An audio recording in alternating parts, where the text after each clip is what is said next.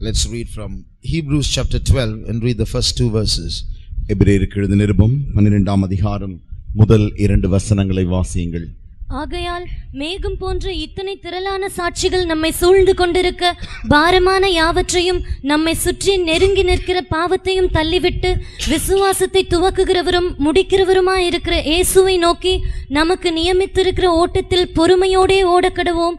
அவர் தமக்கு முன் வைத்திருந்த சந்தோஷத்தின் பொருட்டு அவமானத்தை எண்ணாமல் சிலுவையை சகித்து தேவனுடைய சிங்காசனத்தின் வலது பாரிசத்தில் வீற்றிருக்கிறார். We are all running in a race. நாம் யாவருமே ஒரு ஓட்டத்தில் ஓடிக்கொண்டிருக்கிறோம். And this race is a very special race. இந்த ஓட்டமானது ஒரு விசேஷமான ஓட்டமாய் இருக்கிறது. It's a race in which many people are watching us without our knowing it. அநேகர் நாம் அறியாத வண்ணமாக இந்த ஓட்டத்தில் நாம் ஓடும் பொழுதுதானே நமக்கே தெரியாமல் அநேகர் நம்மை பார்த்து கொண்டிருக்கிறார்கள். That's what the Bible calls a cloud of witnesses. ஆகையினால் தான் வேதம் இதை மேகம் போன்ற திரளான சாட்சிகள் என்று இதை அழைக்கிறது. And these witnesses are themselves runners. இந்த திரளான சாட்சிகள் உண்டே இவர்களுமே ஒரு காலத்தில் ஓட்ட வீரர்களாய் இருந்தார்கள். They are those who ran and finished successfully. அவர்கள் ஏற்கனவே ஓடி வெற்றிகரமாய் தன்னுடைய ஓட்டத்தை முடித்தவர்கள். Now supposing you are all professional musicians, all 8th grade musicians. உதாரணமாக நீங்கள் எல்லாருமே இசை ஞானிகளாக அந்த இசைக்கல் ஞானம் உடையவர்களாக தேறினவர்களாக இங்கே உட்கார்ந்திருப்பீர்களே ஆகில், and I'll be scared to play in front of you. உங்களுக்கு முன்பாக வாசிக்கவே நான் பயமாய் இருக்கும் அல்லவா? In the same way we are running before not just ordinary spectators, we are running before runners. ஆகினாலே நாம் ஓடுகிறோமே ஏதோ சாதாரணமாய் காண்கிறதான அந்த பார்வையாளர் மத்தியிலே நாம் ஓடவில்லை, ஓட்ட வீரர்களாய் இருந்த அவர்களுக்கு மத்தியிலே நாம் ஓடிக்கொண்டிருக்கிறோம். And we are running before people whom the Bible is applauding. வேதமே மேன்மையாய் பேசுகிறதான அந்த ஓட்ட வீரர்களுக்கு முன்பாக நாம் ஓடிக்கொண்டிருக்கிறோம். So they if you read the previous chapter, you see a few names there. நீங்கள் இதற்கு முந்தின அதிகாரத்தை வாசித்தால் அங்கே சில வீரர்களின் பட்டியலை காணலாம். ஏனோக்கு, நோவா, ஆபிரகாம், சாராள், ஈசாக்கு, யாக்கோபு, then கிதியோன், then David, தாவீது, Barak, Samson, Samson. So like this about 12-13 names you will say. Joseph, யோசேப்பு, Moses, மோசே. So like this you will see about 12-13 names, that's all. இப்படி நீங்கள் 12-13 பேர்களை அந்த பட்டியலில் காணலாம். But then you see some other people whose names are not mentioned but their deeds are mentioned. இதே வண்ணமாக சிலருடைய பெயர்களை அங்கே காணாமல் குறிப்பிடாமல் இருந்தாலும் அவர்கள் செய்ததான கிரியைகளை அங்கே குறிப்பிட்டு சொல்லப்பட்டிருக்கிறது. Some quenched the violence of fire. அவர்கள் அக்கினியை அவித்தார்கள். அக்கினியின் உக்கிரத்தை அவித்தார்கள். Shadrach, Meshach, Abednego. Shadrach, Meshach, Abednego. Some were sawn asunder.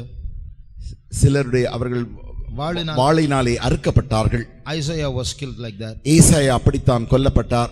So you see some people's names are not mentioned, their deeds are mentioned. ஆகையினாலே இவர்களுடைய பெயர்களை சொல்லப்படாமல் இருந்தாலும் அவருடைய கிரியைகள் சொல்லப்பட்டிருக்கிறது. These are the people whose faith was applauded and they are now watching us. இந்த இப்படி விசேஷமாய் சொல்லப்பட்டதான அந்த விசுவாச வீரர்கள் இவர்கள் இப்பொழுது நம்மை கண்டு கொண்டிருக்கிறார்கள். But 13-14 people, can you call them cloud of witnesses? 13-14 பேர் தானே சொல்லப்பட்டிருக்கிறது. இவர்களை நீங்கள் மேகம் போன்ற திரளான சாட்சிகள் என்று சொல்ல முடியுமா? So only 13-14 names are mentioned, but hundreds of people are watching, thousands are watching us. 13-14 பெயர்கள் மாத்திரமே சொல்லப்பட்டிருந்தாலும் கூட நூற்றுக்கணக்கான வீரர்கள் நம்மை பார்வையாளர்களாக பார்த்து கொண்டிருக்கிறார்கள். Don't think when a person goes to heaven is just going to lie on a bed and wait till Jesus comes. நீங்கள் ஒரு மனிதன் பரலோகத்திற்கு போவாரே ஆகில் இயேசு வரும்பொழுது நன்றாக மெத்தை படுக்கையில் இருந்து அப்படியே படுத்துக்கொண்டு போய்விடுவார் என்று நினைக்க வேண்டாம். படுத்துக்கொண்டே பரலோகத்தில் இருப்பார்கள், படுத்துக்கொண்டு பரலோகத்தில் இருப்பார் என்று நினைக்க வேண்டாம். They can see what's going on earth. இந்த உலகத்தில் என்ன நடக்கிறது என்பதை அவர்களால் காண முடிந்ததாய் இருக்கிறது. That's why they call சாட்சிகள், witnesses. அதைத்தான் அவர்கள் சாட்சிகள் என்று அழைக்கிறார்கள். Witnesses means they can witness what's going on. என்ன நடக்கிறது என்பதை காணக்கூடிய சாட்சிகள் அந்த சாட்சிகள்.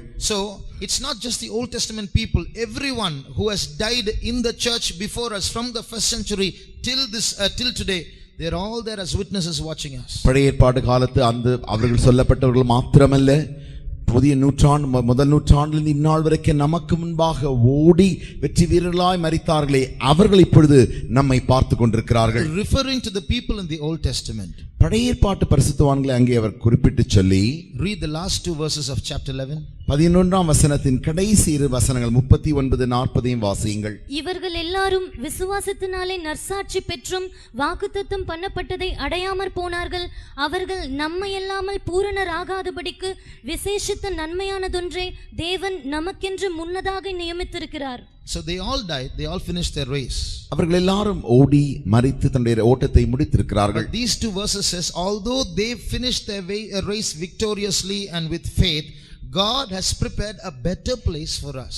இந்த வசனத்தில் நாம் வாசிக்கிறோம், அவர்கள் நற்சாட்சி பெற்று விசுவாசத்தினாலே நற்சாட்சி பெற்று அப்படி ஓடினாலும் அவர்களை காட்டிலும் தேவன் நமக்கு விசேஷித்த நன்மையானதொன்றை முன்னதாக நியமித்திருக்கிறார். So they are watching and seeing how we are running. ஆகையினாலே நாம் எப்படி ஓடுகிறோம் என்று அவர்கள் நம்மை பார்த்து கொண்டிருக்கிறார்கள். Now look at their testimony. அவர்களுடைய சாட்சிகளை நோக்கி பாருங்கள். They wandered in sheep skins and goat skins. அவர்கள் வெள்ளாட்டு தோலினாலும் செம்மறியாட்டு தோலையும் போர்த்திக் கொண்டு அவர்கள் நடந்து சென்றவர்கள். They lived in deserts, in dens, in caves and mountains. அவர்கள் குகையிலும் பலவிதமான குழிகளிலும் பதுங்கி அப்படி வாழ்ந்து வந்தவர்கள். In deserts, mountains. வனாந்தரங்களிலும் மலைகளிலும் வாழ்ந்து வந்தவர்கள். Where are we living? நாம் எங்கே வாழ்ந்து கொண்டிருக்கிறோம்? And they are watching to see how we are running our race. ஆகையாலே நாம் எப்படி ஓடுகிறோம் என்பதை காணும்படி அவர்கள் நன்றாக உத்து பார்த்து கொண்டிருக்கிறார்கள். We are running to reach a far superior place than they. அவர்கள் அடைய வேண்டியதான இடத்தை காட்டிலும் மிக மிக மிக மேன்மையான இடத்தை அடையும்படிக்கு நாம் ஓடிக்கொண்டிருக்கிறோம். What is that better place? அந்த மேன்மையான இடம் என்ன? If you turn to Revelation chapter 21, வெளிப்படுத்தின விசேஷம் 21ஆம் அதிகாரத்துக்கு உங்களுடைய வேதத்தை திருப்புவீர்களே ஆகில், and read verse 16. 16ஆம் வசனத்தை வாசிப்பீர்களே ஆகில், அந்த நகரம் சதுரமாயிருந்தது, அதன் அகலமும் நீளமும் சமமாயிருந்தது. அவன் அந்த கோலினால் நகரத்தை அளந்தான். அது 12,000 ஸ்தாதி அளவாயிருந்தது. அதன் நீளமும் அகலமும் உயரமும் சமமாயிருந்தது. 12,000 furlongs was the length and breadth and height of that city. அந்த பட்டணத்தின் நீளமும் அகலமும் உயரமும் 12,000 ஸ்தாதியாயிருந்தது. That means 2,220 kilometers. அதனுடைய அர்த்தம் என்னவென்றால், சரியாக சொல்லப்போனால் நாம் கிலோமீட்டரில் சொல்லப்போனால் 2,220 கிலோமீட்டர் சதுர பரப்பளவு, or 1,500 miles. 1,500 மைல் பரப்பளவு. Now in real life you will only speak about the area of a city or a country. நம் வாழ்கிறதான இந்த உலக வாழ்க்கையில் காணும் பொழுது ஒரு பட்டணத்தில் இருக்கிறதான அந்த நில பரப்பளவை நாம் பேசிக் கொண்டிருக்கிறோம். But here you are not speaking about area, you are speaking about volume. There's length and breadth and height also. இங்கே நாம் இந்த நில பரப்பை மாத்திரம் பேசுகிறதில்லை, இந்த நிலத்தின் நீளமும் அகலமும் உயரத்தையும் குறித்து நாம் படித்துக் கொண்டிருக்கிறோம். So it's not just an expanse, it's a cube. ஆகினாலே இது ஏதோ திறந்த பரப்பளவாய் காணப்படாமல் இது ஒரு சதுரமாக இருக்கிறதான அப்படிப்பட்டதான பட்டணமாய் இருக்கிறது. So if you take, there are 6 sides to a cube. இப்படி நீங்கள் ஒரு கனசதுரத்தை காணும் பொழுது அதிலே 6 பக்கங்கள் இருக்கிறது. If you take one side of New Jerusalem, நீங்கள் புதிய எருசலேமின் ஒரு பக்கத்தை எடுத்துக்கொண்டால், it is 73,000 times bigger than old Jerusalem. அது பழைய எருசலேமை காட்டிலும் 73,000 அளவிற்கு அது மடங்கு அது பெரிதாயிருக்கிறது. Today's Jerusalem, இன்றைக்கு நீங்கள் காண்கிற எருசலேம், compare it with New Jerusalem, அதை நீங்கள் புதிய எருசலேமோடு கூட ஒப்பிட்டு பார்த்தால், today's Jerusalem is flat. இன்றைக்கு நீங்கள் காண்கிறதான இந்த எருசலேமானது பரந்த அளவாய் அதுக்கு நீளமாய் காணப்படுகிறது. Flat தட்டையாக காணப்படுகிறது. It might have some mountains, that's all. அங்கே சில மலைகளும் இருக்கலாம், அவ்வளவுதான். That mountain may be at the most maybe 1 or 2 kilometers high. அந்த மலையின் மிக மிக உயரத்தை பார்த்தால் சொல்லப்போனால் 1 அல்லது 2 கிலோமீட்டர் உயரம் இருக்கலாம், அவ்வளவுதான். The New Jerusalem is 2,220 kilometers high. நீங்கள் புதிய எருசலேமை கண்டால் அதனுடைய உயரம் என்னவென்று கேட்டால் 2220 கிலோமீட்டர் உயரத்திற்கு அந்த புதிய எருசலேம் காணப்படுகிறது. And so one side of the New Jerusalem is 1.5 times bigger than India. ஒரு புதிய எருசலேமின் ஒரு பக்கத்தை நீங்கள் மாத்திரம் எடுத்துக்கொண்டால் அந்த பரப்பளவானது இந்த இந்தியா இருக்கிறதே, இந்த இந்தியாவின் 1.5 மடங்கு அதை காட்டிலும் அது பெரிதாக இருக்கிறது. Supposing you journey from Jammu to Kanyakumari. நீங்கள் ஜம்முவிலிருந்து கன்னியாகுமரி வரைக்கும் பிரயாணம் சென்றால் that's about 3000 kilometers. அது ஏறக்குறைய 3000 கிலோமீட்டர் தூரமாக இருக்கிறது. It will take about 2 days.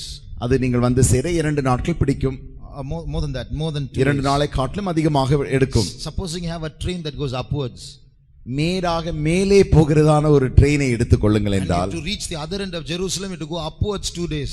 மற்ற அந்த எருசலேமின் மற்ற பக்கத்தை அடைய வேண்டுமே ஆகில் நீங்கள் மேலே நேராக 2 நாளுக்கு மேலாக பிரயாணம் செய்ய வேண்டும். So this is a place where you'll have buildings all over the place, like clouds you'll have buildings in the air also. இந்த இடத்தில் காணப்படுகிறதான கட்டிடங்கள் எல்லா இடத்திலும் காற்றிலேயும் நிற்கிறதான அப்படிப்பட்ட ஒரு கட்டிடங்களாய் அது இருக்கும். So you'll have cars and I don't know if you have cars in Jerusalem, but you'll have people and buildings above you and on either side of you. புதிய எருசலேமிலே கார்கள் இருக்கும் என்று தெரியாது, ஆனால் அங்கே நீங்கள் கட்டிடங்களையும் ஜனங்களையும் நீங்கள் அங்கே மேலாக மேலாக பார்த்து கொண்டே போய் கொண்டிருக்கலாம். That's the better place that God has given, which the Old Testament saints didn't get. பழைய ஏற்பாட்டு பரிசுத்தவான்களுக்கு கிடைக்க கூடாது அந்த மேன்மையான இடத்தை தான் தேவன் நமக்காக முன்னறிவித்து வைத்திருக்கிறார். It's going to be the city of the great king in eternity. அது மகாராஜாவின் பெரிய நகரமாக நித்தியத்திலே காணப்பட போகிறது. Now just imagine how many people will be there for it to be such a great place. அப்படிப்பட்ட பெரிய இடத்தில் காணப்படுவதற்கு எவ்வளவு ஜனங்கள் இருப்பார்கள் என்று நீங்கள் யோசித்து பாருங்கள். In India there are about 100 little more than 100 crores. 100 கோடிக்கு மேலாகத்தான் இந்திய தேசத்தின் ஜனத்தொகை. But this is going to be bigger than India on all sides. ஆனால் இந்த புதிய எருசலேமோ எல்லா பக்கங்களிலுமே இந்தியாவை காட்டிலும் மிக பெரிதாக இருக்கிற பட்டணமாய் இருக்கிறது. So then that means it's going to accommodate more than that. Otherwise why do you need such a big city? ஆகையினாலே அதிலிருந்து நாம் விளங்கிக் கொள்ளலாம், அதிலே அநேக கோடிக்கணக்கான ஜனங்கள் அதில் இருக்க போகிறார்கள். ஆகையினாலே ஏன் அவ்வளவு பெரிய பட்டணம் தேவை? So many crores of people are running their race. ஏனென்றால் கோடிக்கணக்கான ஜனங்கள் இந்த ஓட்டத்தில் ஓடிக்கொண்டிருக்கிறார்கள். But the Bible says that so many crores, we saw it last week or week before last, the Bible says that so many crores of people who are called to run this special race are not going to make it to the end. நாம் கடந்த வாரத்தில் முந்தின வாரத்தில் பார்த்தோம், இந்த விசேஷமான ஓட்டத்தை ஓடும்படிக்கு அநேக கோடிக்கணக்கானோர் அழைக்கப்பட்டார்கள். ஆனால் அவர்களால் ஜெயமாக ஓட முடியவில்லை. They are not going to run to the end. அவர்கள் முடிவு வரைக்கும் ஓட போகிறதும் இல்லை. The Bible says that crores are going to be left behind at the coming of the Lord. வேதம் சொல்லுகிறது கர்த்தருடைய வருகையிலே கோடிக்கணக்கானோர் கைவிடப்படுவார்கள். That because crores are going to die as martyrs, the Bible says. ஏனென்றால் கோடிக்கணக்கானோர் இரத்த சாட்சிகளாக மரிப்பார்கள் என்று வேதம் சொல்லுகிறது. So are we going to make it to the end? ஆகினாலே நாம் அந்த முடிவு வரைக்கும் ஓடி முடிக்க போகிறோமா? We have a cloud of witnesses all watching us to see how we are going to run better than them. மேகம் போன்ற திரளான சாட்சிகள் அவர்களை காட்டிலும் விசேஷமாக நாம் எப்படி ஓடுகிறோம் என்பதை காணும்படிக்கு அவர்கள் பார்த்து கொண்டே இருக்கிறார்கள். In this race there are two things that we have to keep in mind. இந்த ஓட்ட பந்தயத்தில் 2 காரியத்தை நம்முடைய மனதில் நாம் வைத்துக் கொள்ள வேண்டும். Verse 3 says, 3ஆம் வசனம் சொல்கிறது, when we run our race we should consider Jesus. நாம் இந்த ஓட்டத்தை ஓடும் பொழுது நாம் இயேசுவை நோக்கி பார்க்க வேண்டும். What Jesus? எந்த இயேசுவை? That Jesus who endured the contradiction of sinners. பாவிகளால் இவ்வளவு விபரீதங்களை சகித்தவர். பாவிகளால் விபரீதங்களை சகித்தவராகிய அந்த இயேசுவை நாம் நோக்கி பார்த்து ஓட வேண்டும். What does that mean? அர்த்தம் என்ன? When Jesus was accused, இயேசுவை குற்றம் சுமத்தின பொழுது everything was a heap of lies. எல்லாமே பொய்யின் கட்டுக்கதையா இருந்தது. All that they said about him was lie after lie. If there was a lot of illegalities in the court when the verdict was given. இயேசுவை குறித்து அவர்கள் பொய்யாய் சொன்னது எல்லாம் சொன்னார்கள். அந்த நின்றுதான் அந்த நீதிமன்றத்திலே அவருக்கு கொடுக்கப்பட்டதான நீதியானது நியாயமில்லாமல் அநியாயமாக கொடுக்கப்பட்டது. Just imagine a sinless man from his birth till that date, he never committed one sin, even in his thought or his eyes or his word. That sinless man stands before that court and they say, 70 of them say, he is worthy of death. What a lie. பாருங்கள், பிறப்பிலிருந்து அந்நாள் வரைக்கும் அவர் பாவமே செய்யாதவர், பாவத்தையே பார்க்காதவர், பாவத்தையே யோசிக்காதவர், அவருக்குள்ளே பாவமே இல்லை. அப்படி பாவமில்லாமல் முழுவதுமாயிருந்த அவரை 70 பேர் இப்பொழுது நீதிமன்றத்தில் நின்று இந்த மனிதன் மரணத்திற்கு பாத்திரவான் என்று சொல்கிறார்கள். That's called the contradiction of sinners. அதுதான் பாவிகளால் செய்யப்படுகிற விபரீதங்கள். In the last days, those who are going to go to that beautiful city called Jerusalem will face a lot of contradiction of sinners. கடைசி நாட்களில் அந்த அழகுள்ளதான அந்த புதிய எருசலேமை அடைய போகிறவர்களுக்கு விரோதமாக அநேக பாவிகளால் செய்யப்பட்ட விபரீதங்கள் உண்டாகும். What does that mean? அதன் அர்த்தம் என்ன? Those who are with you are going to turn against you and tell a lot of terrible lies against you. உன்னோடு கூட இருக்கிறவர்கள் தானே உனக்கு விரோதமாக மாறி உன்னை குறித்து பயங்கரமான பொய்களை சொல்வார்கள். They will tell things that you never even imagined. நீ யோசித்து கூட பார்த்திருக்காத அந்த காரியத்தை அவர்கள் அப்படி சொல்வார்கள். So you will only look back awfully and you will not know what to reply and how to defend yourself. நீ அந்த காரியத்தை கண்டு ஆச்சரியமடைந்து என்ன பதில் சொல்வது என்ன செய்வது என்று திகைத்து முழித்துக் கொண்டிருப்பாய். Secondly, இரண்டாவதாக, after saying such lies about you, உன்னை குறித்து இப்படிப்பட்டதான பொய்களை சொல்லிவிட்டு and you have no way to defend yourself, உன்னை தற்காத்துக் கொள்ள எந்த வழியும் இல்லாத அந்த சூழ்நிலையில் தானே now they'll come for an out of court settlement. இப்பொழுது நீதிமன்றத்துக்கு வெளியே உன்னோடு கூட ஒத்துக்கொண்டு ஒரு உடன்பாடு செய்யலாம் என்று வருவார்கள். They will come to you secretly. See, there's no other way of escape. You want to survive, you deny Jesus, you do this, you do that, do what we say, we will ourselves speak for you. அவர்களே வந்து ரகசியமாக உன்னிடத்தில் சொல்வார்கள், இப்பொழுது நீ தப்பித்துக் கொள்ள வேற வழியே இல்லை, ஒரு வழி உண்டு, அது என்னவென்றால் இயேசுவை மறுதலித்து விடு.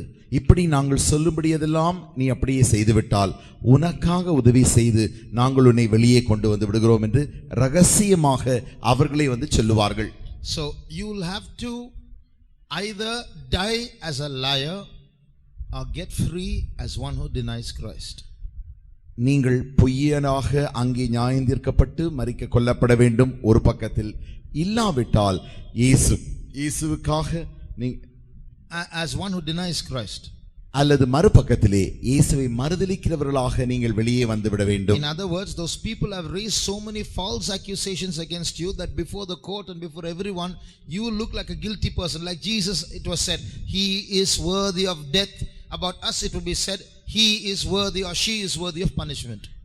எப்படி இயேசுவை அந்த நீதிமன்றத்திலே இயேசு மரணத்திற்கு பாத்திரவான் என்று எப்படி அவரை குறித்து அதிகமாக பொய்யை சொல்லி சொல்லி அவர் மேல் குற்றம் சுமத்தி அப்படி சொன்னார்களோ, அதே வண்ணமாக உன்னையும் அங்கே நிறுத்தி இவன் மரணத்திற்கு இவன் தண்டனைக்கு பாத்திரவான், இவள் தண்டனைக்கு பாத்திரவான் என்று சொல்லி பயங்கரமான பொய்களை சொல்லி சொல்லி சொல்லி உன்னை தற்காத்துக் கொள்ள முடியாதவர்களுக்கு அவர்கள் சொல்லி விடுவார்கள். I've been telling you again and again these days, we are going to be hated of all men for Christ's sake. நான் மறுபடியுமாக சொல்லிக்கொண்டே வருகிறேன், நாம் எல்லா மனிதராலும் கிறிஸ்துவின் நிமித்தம் வெறுக்கப்பட போகிறோம். And because they hate us, they will deliberately tell lies about us and deliberately enjoy those lies and deliberately they will reproach us with those lies. அவர்கள் நம்மை வெறுக்கிறபடியினாலே வேண்டுமென்றே நமக்கு விரோதமாக பொய்யை சொல்லி பொய் சாட்சிகளை சொல்லி நமக்கு விரோதமாக அவர்கள் பொய்களை அப்படியே வேண்டுமென்றே சொல்லுவார்கள். So just like they pass comments, every passerby started passing comments about Jesus. He saved others, himself he could not save.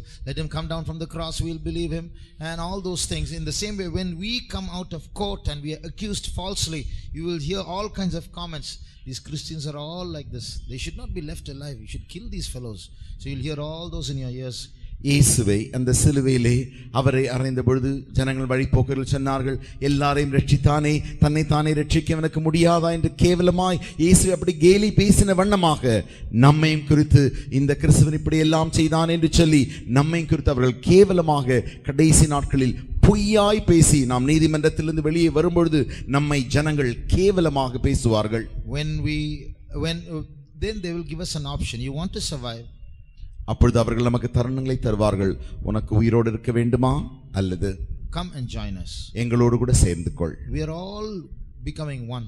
நாம் யாவருமே இப்பொழுது ஒன்றாக மாறிக்கொண்டிருக்கிறோம். All religions are the same. எல்லா மதமும் சம்மதம் தானே. You fellows are the only ones who are separating yourselves. நீங்கள் தான் இந்த கூட்டத்தார் தான் எங்களிலிருந்து வேறுபட்டு நீங்கள் அப்படி பேசிக்கொண்டே இருக்கிறீர்கள் என்று நம்மை பார்த்து சொல்லுவார்கள். You are the ones who keep saying Jesus is the only way.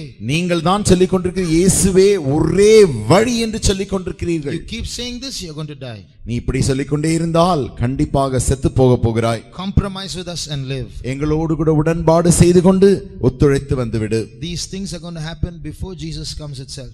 இயேசு வருகைக்கு முன்பாக தானே இந்த காரியங்கள் நடைபெற போகிறது. It's in that time that you should remember verse 4. அந்த சமயத்தில் தானே அந்த காலகட்டத்தில் தானே நீங்கள் 4ஆம் வசனத்தை நினைவில் கொண்டு வர வேண்டும். Ye have not yet resisted unto blood, striving against sin. பாவத்திற்கு விரோதமாய் போராடுகிறதில் இரத்தம் சிந்தப்படத்தக்கதாய் எதிர்த்து நிற்க வேண்டும். That means when it comes to compromising with sin, don't compromise even if you have to shed blood for it. அதனுடைய அர்த்தம் என்னவென்றால் நீங்கள் உடன்பாடு செய்து கொள்ள வேண்டும் என்று பாவத்தோடு கூட வரும் பொழுது இரத்தம் சிந்த வேண்டினாலும் பரவாயில்லை, பாவத்தோடு கூட நீங்கள் உடன்பாடு செய்து கொள்ளவே கூடாது. So when people are going to say all kinds of lies against you and you seem not to bear it, remember Jesus. உங்களை குறித்து ஜனங்கள் பொய்யாய் பல காரியங்களை சொல்லி அதை உங்களால் சகித்துக் கொள்ள முடியாத அந்த சூழ்நிலையில் தானே இயேசுவை நினைவில் கொண்டு வாருங்கள். So we are all running this race and people are watching us. We are the ones who are going to run the last lap. We are going to finish. நாம் இந்த ஓட்டத்தில் ஓடிக்கொண்டிருக்கிறோம். அநேக சாட்சிகள் நம்மை பார்த்து கொண்டே இருக்கிறார்கள். இந்த ஓட்டத்தின் கடைசி குழுவாய் அந்த கடைசி கட்டத்தின் ஓட்டத்தை நாம் தான் ஓடிக்கொண்டிருக்கிறோம். In all probability it was St. Paul who wrote these words. எல்லா சூழ்நிலையும் பார்க்கும் பொழுது பரிசுத்த பவுல் தான் இந்த வார்த்தையை சொல்லி இருக்கிறார் போலும். St. Paul was brought up in Greece. பரிசுத்த பவுல் கிரேக்க தேசத்திலே வளர்க்கப்பட்டார். And it is in Greece that the Olympics started. அங்கேதானே இந்த ஒலிம்பிக் விளையாட்டு ஆரம்பிக்கப்பட்டது. So it is possibly keeping that in mind that St. Paul is speaking of the cloud of witnesses and he is saying run with patience.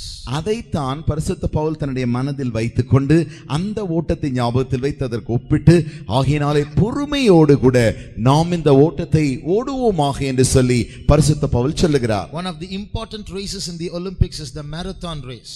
Olympic ஓட்டத்திலே பல விளையாட்டுகள் உண்டு.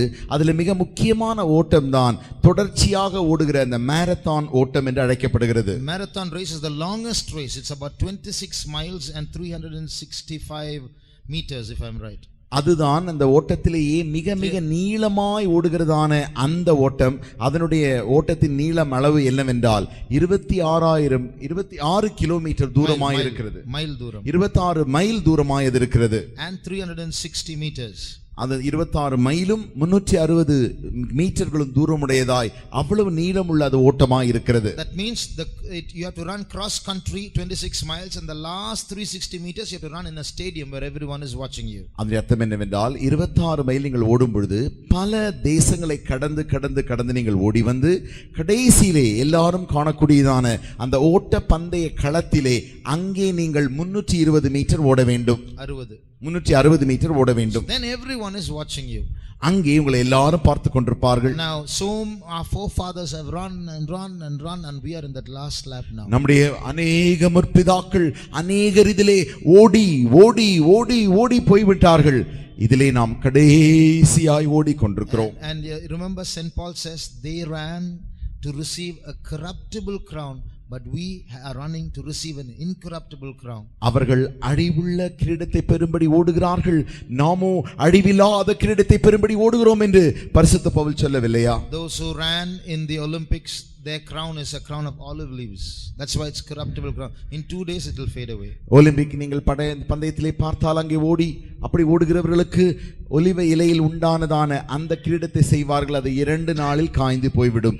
ஆகினால்தான் அது அழிவுள்ள கிரீடம் என்று அழைக்கப்படுகிறது. But we are running for an incorruptible crown. ஆனால் நாமோ அழிவில்லாத அந்த கிரீடத்திற்காய் ஓடிக்கொண்டிருக்கிறோம். In this last lap all the Old Testament saints and our forefathers are watching us. பழைய ஏற்பாட்டு பரிசுத்தவான்களும் நம்முடைய முற்பிதாக்கள் யாவரும் நம்மை பார்த்து கொண்டிருக்கிறார்கள். இந்த கடைசி கட்டத்தில் ஓடுகிறதான நம்மையே பார்த்து கொண்டிருக்கிறார்கள். How are we going to run? நாம் எப்படி ஓட போகிறோம்? On the other side, மற்ற பக்கத்தில் if we live carelessly, நாம் கவலையின்மையாய் ஜீவிப்போமே ஆகில், if we live foolishly, புத்தியினராய் நாம் வாழ்வோமே ஆகில். You look at the demons today. இன்றைக்கு இருக்கிறதான பிசாசுகளை பாருங்கள். Look at their forms. அவர்களுடைய அந்த அமைப்புகளை பாருங்கள், உருவங்களை பாருங்கள். Some demons look like scorpions. நீங்கள் சில பிசாசுகளை பார்த்தால் அவைகள் தேள்களை போல் இருக்கிறது. Some demons look like locusts. சில பிசாசுகள் வெட்டுக்கிளிகளை போல் இருக்கிறது. Some demons have become serpents. சில பிசாசுகள் சர்ப்பங்களாக மாறிவிட்டன. Some demons look like elephants. சில பிசாசுகள் யானைகளை போல் இருக்கிறது. So they have lost their angelic beauty, that glory that they had, and they've become abominable. You don't even want to look at them. அவர்கள் தங்களுக்கு இருந்ததான அந்த மகிமையுள்ள, அந்த தூதருக்கு இருந்ததான அந்த மகிமையான அழகை அவர்கள் இழந்து போனபடினாலே இன்றைக்கு பார்க்க கூட அருவருப்பாய் காணப்படுகிற அந்த உருவமைப்பு அவர்கள் வந்து விட்டார்கள். So if it is possible that beautiful angels can turn into abominable shapes and forms after they fall, இப்படி மிக மிக தூதர்களை போல் இருந்த அழகுள்ளதான அப்படிப்பட்ட தூதர்கள் விழுந்து போன பிறகு இப்படி பார்க்க கூட முடியாத அளவிற்கு அருவருப்பான அந்த உருவமைப்புகளால் அவர்களால் மாற முடியுமே ஆகில். Do you know that those who are in sin and those who backslide, they will also be given resurrected bodies? உங்களுக்கு தெரியுமா, பின்மாறி போனவர்களுக்கும் பாவத்தில் ஜீவிக்கிறவர்களுக்கும் உயிர் தெழப்படக்கூடிய சரீரம் அவர்களுக்கும் கிடைக்கும் என்று தெரியுமா?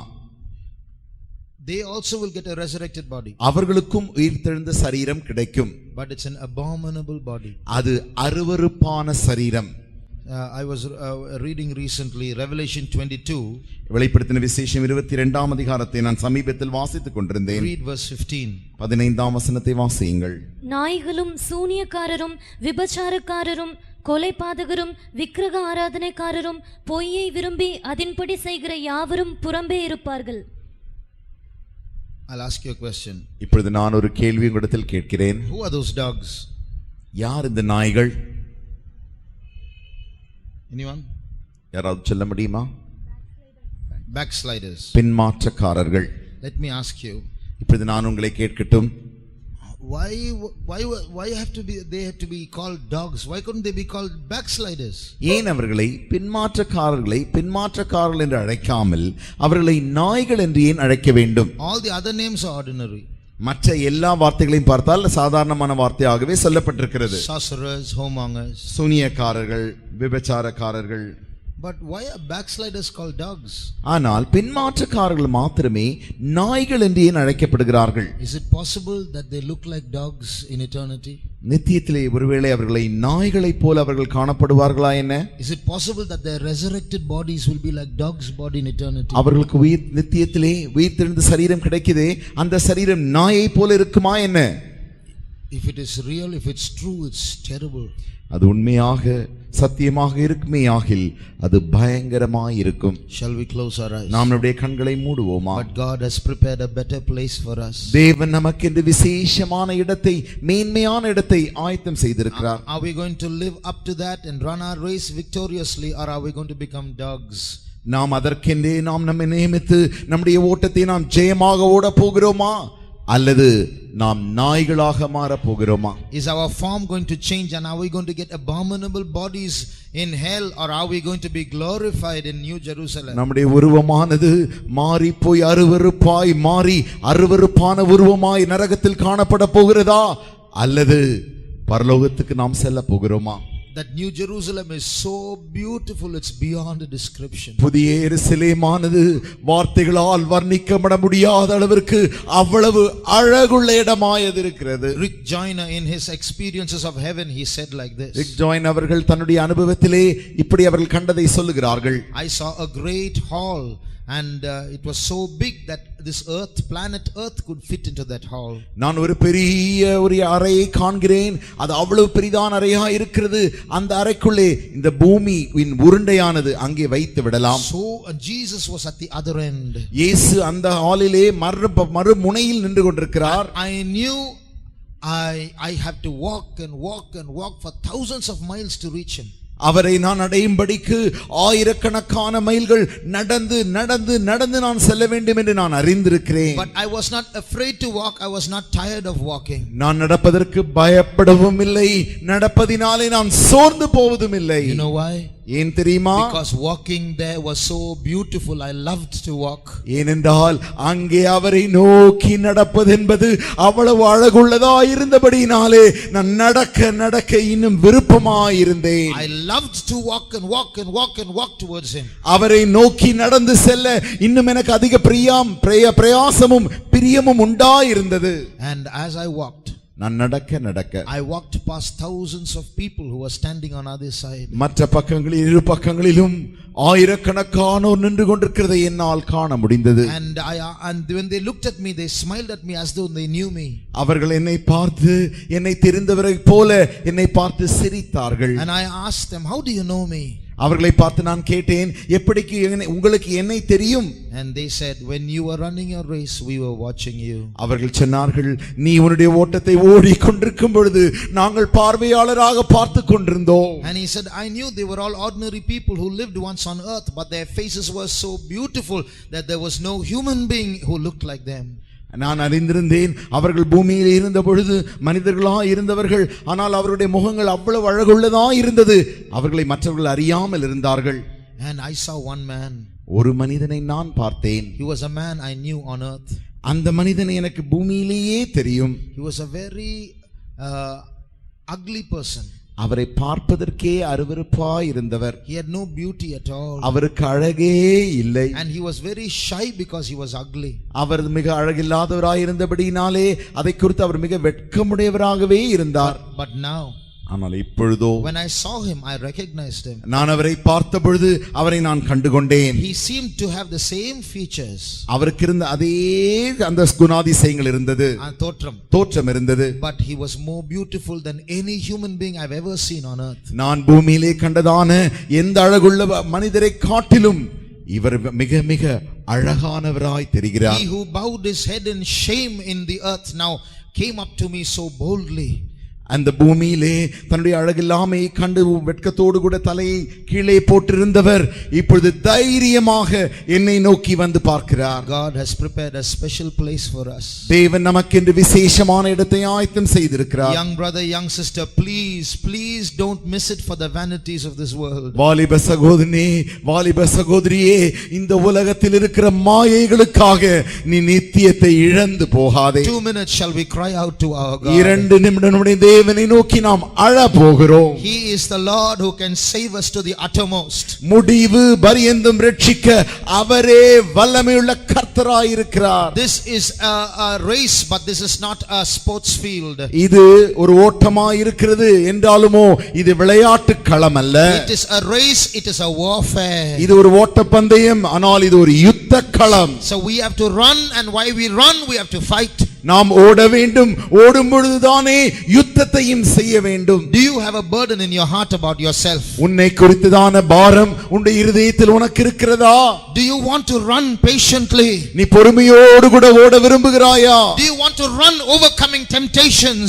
எல்லா சோதனைகளையும் நீ மேற்கொண்டு ஜெயம் கொண்டு ஓட விரும்புகிறாயா? Do you want to run enduring the contradiction of sinners against you? உனக்கு விரோதமாய் பாவங்களால் வருகிறதான விபரீதங்களை எதிர்த்து நின்று உன்னால் ஓட முடிகிறதா? I'll give you 2 minutes. 2 நிமிடம் உனக்கு தருணம் தருகிறேன். Cry out to God. இயேசுவே, தேவனை நோக்கி அழுவாயாக. When you go back, you are not going to have time to cry out. Now cry out. நீ திரும்பி போன பிறகு தேவனை நோக்கி அழுது கெஞ்ச உனக்கு நேரமில்லை. இப்பொழுதுதானே அவரை நோக்கி அழுது கெஞ்சுவாயாக. This work will come and that work will come. This man and that man will come. So now before you leave, you cry out. இந்த வேலை வந்து விடுமல், அந்த வேலை வந்து விடும், அந்த மனிதர் பார்க்க வருவார், இந்த மனிதர் பார்க்க வருவார், உனக்கு நேரம் கிடைக்காது. ஆகையினாலே இப்பொழுதுதானே அவரை நோக்கி அழுது கெஞ்சுவாயாக. Somehow I must reach that heavenly city. எப்படியாகிலும் அந்த பரலோக அந்த பட்டணத்தை நான் அடைய வேண்டும். I should not turn into a dog in eternity. நான் நித்தியத்திலே ஒரு நாயாய் மாறிவிடக் கூடாது. I need that holiness which God has called me for. தேவன் என்னை அழைத்தாரே, அந்த பரிசுத்தத்திற்கு அந்த பரிசுத்தம் எனக்கு வேண்டும். Cry out to God. தேவனை நோக்கி அழுவோமாக. This is not the time to be quiet. Cry out to God. அமைதலாய் இருக்க வேண்டிய நேரம் இது அல்ல. தேவனை நோக்கி அழுது கெஞ்சுவோமாக. This is not the time to feel shy. Cry out to God. வெட்கமாய் இருக்க வேண்டிய நேரம் அல்ல.